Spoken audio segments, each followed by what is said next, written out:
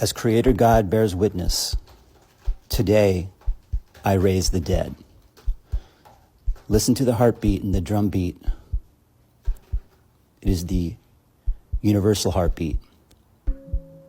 It is the oneness, the one body, the one heart, the one mind, beckoning us to come forward out of death into life. For right now, the dead walk the earth unaware of the fact. Please listen not with the conditioned mind, but with your heart. Allow yourself to hear that which you've never heard before. For as God is my witness, that is why I'm here at this time in your life. As a small child, I sat alone in my room for hours at a time, chasing a perplexing question around and around inside my own mind. Something had triggered me, and that something was Creator God. What do you mean you have no beginning and no end? How old are you then, if you are all that ever was and all that ever shall be, without end? And how long is forever, if the idea does not exist? For hours, I would allow these monstrous questions to chase me around in my mind until I was exhausted and the thoughts would eventually overtake me and devour me whole. I would find such refuge and joy knowing that within the questions, the right questions, the answer would lift me up into the heavens where I belong, where I could fly. For humanity, right here, right now, it means asking the right questions to the anomalies, the atrocities occurring all around you within our reality, so that the truth may finally devour them whole, to make us whole. This internal interrogation of my own mind was mind expansion in real time. I committed to it, and in time I was able to travel at will into the deep recesses of my limitless imagination for an hour at a time. My ability to focus and let go was effortless. It was like breathing, and that breath would be everything to me. Until the day I was forced from the sanctuary of my childhood home, a farm in Kansas, for the school system, known to me now as the Great Indoctrination, the system of mind control for children, teaching young, innocent souls how to bow down blindly to authority, filling the left brain with insignificant information and lies about our true history, while imprisoning the right brain, the spiritual side of the divine mechanism, by not using it at all. This poison began to have its way with my imagination and internal freedom, placing it firmly into a tiny box where it lived for decades, stagnant, atrophied, bound by chains of tyranny and control by the power and intelligence of the darkness itself. For all is fair in love and war, and without question, the human has been under siege from within since birth. I told my mother many times that the school was a prison, that I was absolutely certain of it. I could feel it in my soul. She would just smile at me and pretend I was just a child who wanted to play, not work.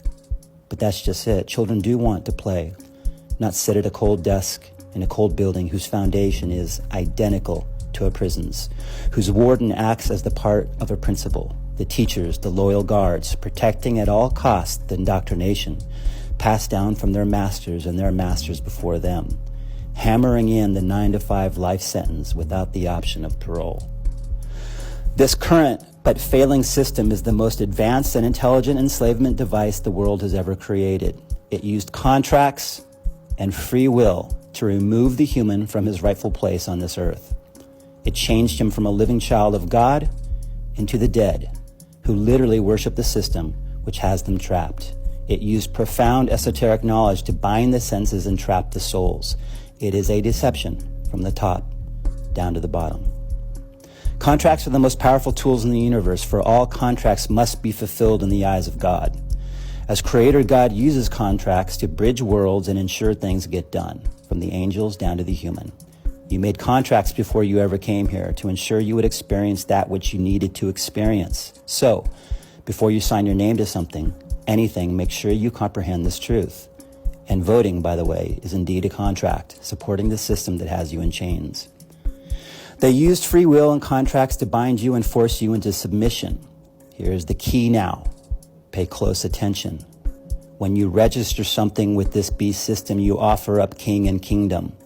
bequeathing your property over to them without ever knowing it in binding contract. By far, the most important possession you ever gave up was your own children when you registered them at their birth. This is the root cause of humanity's pain and suffering at this time. Wake up to it. When you registered your children, you literally gave them up in a form of child sacrifice into a system of mind control enslavement. And so you were bound to the system at birth like an umbilical cord.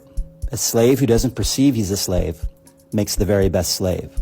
He is remarkably loyal to his masters. He will fight with each other over the new presidential master. He will pursue his dreams wholeheartedly while offering up his hard-earned wages every April 15th to a banking cartel he knows absolutely nothing about. The master tells the slave, "We have a list, but you cannot see it. We know things, secret things, but we will not show you because you are beneath us. We prohibit you from going to places on your own planet. We will break our own laws, but never be punished, for we are the system itself." This is slave talk from the master to its servant, teaching the slave down into the subconscious that he is below his master and must stay there waiting for answers. Why does the slave allow this type of behavior without argument? Because he was bound into loyalty and contract at his birth. In school, you were made to place your hand over your heart, to pledge your allegiance to the very system that has you in chains. 4, we wrestle not against flesh and blood, but against principalities, against powers, against the rulers of the darkness of this world, against spiritual wickedness in high places. The children are lashing out in utter rage, killing their fellow students in an unprecedented blood ritual sacrifice on the very floor of the prison you condemn them to. How is it possible within a living society that everything doesn't come to a complete and utter stop, to come together and ask, why is this unprecedented phenomenon occurring? Because this is not a living society. It is a dead one, asleep at the wheel of its reality. The children are rebuking the indoctrination in the most profound way that could ever be imagined. Unheard of, unprecedented on this earth. And the human does nothing but continue on with his life as though it isn't happening. Because the dead walk the earth unaware of the fact and care not what occurs even to their own children. Quote me, the proof is in the pudding. Let's go deeper. The United States is not a country, it is a corporation. A corporation, a non-living entity, cannot have authority over a living being, over its citizens. And so they cleverly, brilliantly designed the birth certificate and got your parents to register you through binding contract, to turn you, a living child, into a non-living corporate entity, a lifeless straw man, a legal fiction, a legal fake, a dead man walking. Now, we go to the root of this evil. Take a walk over to your local cemetery and see every name on every tombstone spelled in all capital letters. Remember, every word has power. Every word is a spell. Why is every name in all caps on the tombstone? Because they are dead. Text of the dead. Now, look down at your driver's license, passport, letters from the system itself. There is the dead you that you are answering to, the non-living expression of you, spelled in all capital letters. Do you now comprehend the greatest magic trick ever pulled over humanity's eyes? Let me help you. In other words, the human is identifying in contract as a dead person, which is why the dead walk the earth unaware of the fact. Why the human is internally sick, devouring medication in hopes that he can hide from this truth. Confused about his identity. In this regard, I am here, right now, to raise the dead. I'm doing it through the grace and power of truth. Are you ready to listen?